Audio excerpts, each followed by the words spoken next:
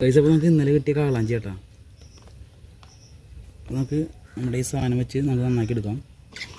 എത്രത്തോളം ചേതമ്പല് കൊണ്ടുവന്ന് നോക്കി പോട്ടോ.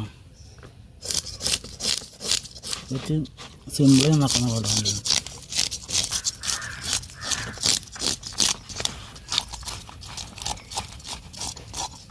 രാത്രിയാണല്ലോ നമുക്ക് പഠിച്ചത്. വീഡിയോ എടുക്കാൻ പറ്റില്ല.